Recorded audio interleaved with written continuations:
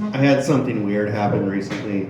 I had another man smell the soap.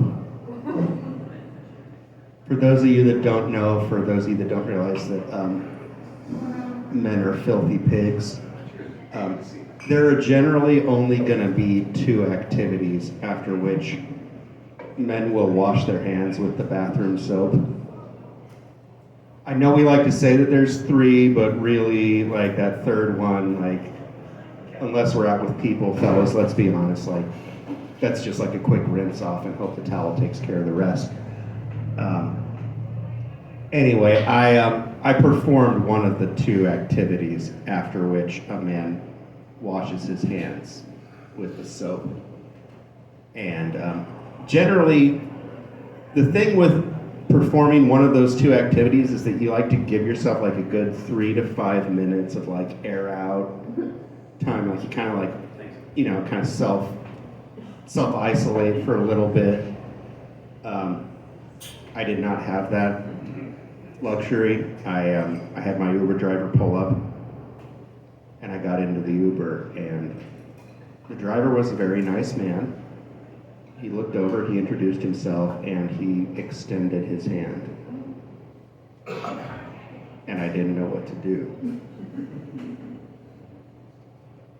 Because the only thing that's more awkward than an Uber driver shaking your hand is an Uber passenger refusing to shake your hand.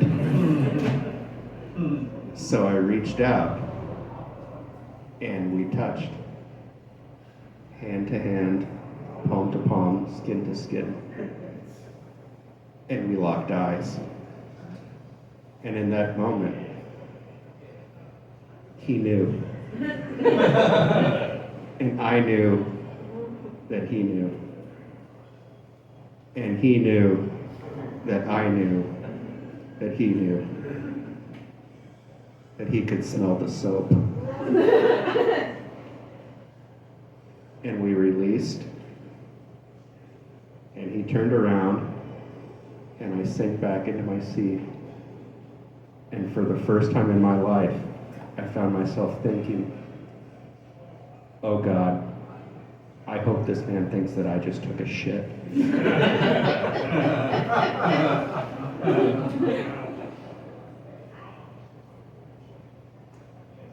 Fortunately, I do have some good friends. A couple days ago, I actually ran into my friend Matt. A lot of you probably know him. He's a great guy, a funny comic.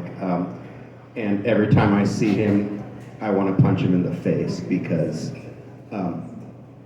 he gave me a cat. Now, I don't know if you can tell by looking at me, but like, pretty much the only thing I had going for me was, at least he's not a cat guy. I don't even have that now. Like, giving me a cat is like handing me a loaded gun and telling me the barrel tastes like cotton candy. Like that's what it is. Like now I just sit on the couch with the cat next to me and just think, oh great.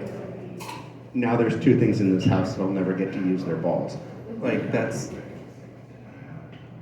I don't know if you know what negative levels of female arousal looks like.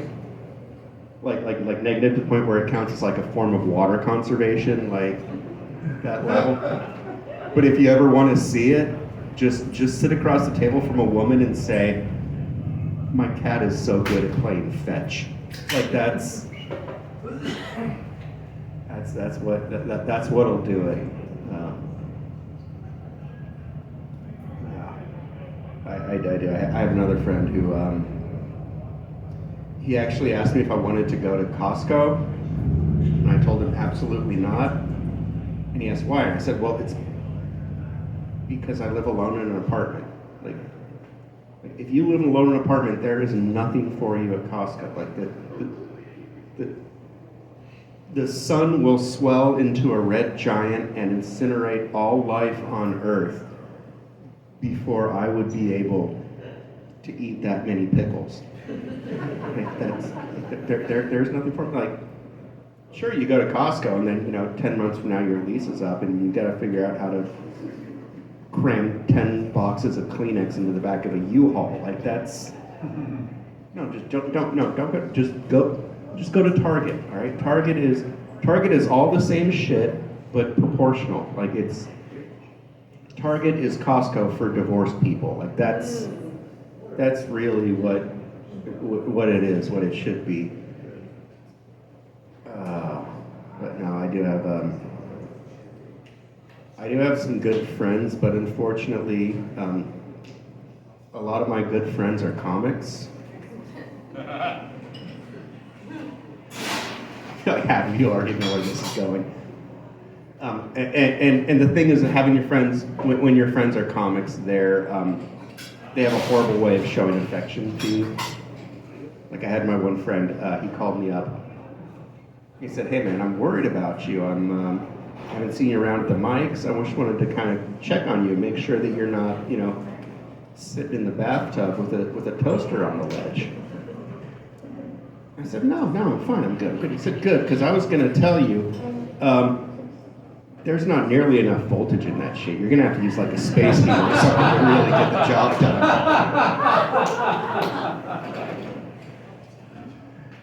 No, he's good. He's my good friend. I got to dog sit for him, which is awesome, because I'm not allowed to have dogs in my building. So like for me, like dog sitting is kind of like when your mom, like when the babysitter canceled, so your mom just had your drunk uncle come over and like sleep on the couch for the weekend. That's pretty much me with that dog. Like we were doing like 3 walks a day. Like we were singing Warren Zevon songs. She was doing all the howling. Like it was great. But I learned something. I learned that every white person, at least once in their life, should house sit for their black friends. You should house sit for your black friends because every trip to the bathroom is like a cultural exchange program. It's amazing. Like each time I had to go pee, I learned about a new hair or skincare product. Like it was 41 years old, just learned about shea butter. It's awesome.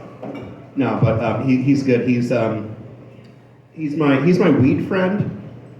I'm not talking about like the friend who smokes weed. I'm talking about like the weed friend, like the one who doesn't even bother with like the dispensaries because he prefers to shop wholesale, like that friend. I got high with him one time. Now, we were at the Coliseum. I live in Alameda. To get from the Coliseum to Alameda, you make 2 turns. We got so high that we ended up driving around Richmond. Now there is high. There is really high.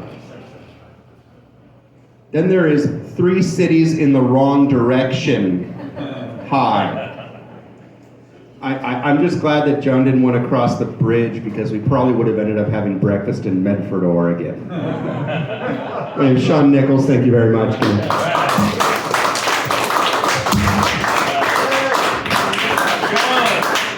All right, folks, we're on the downside of the show right now. Remember, if you have a few bucks to spare,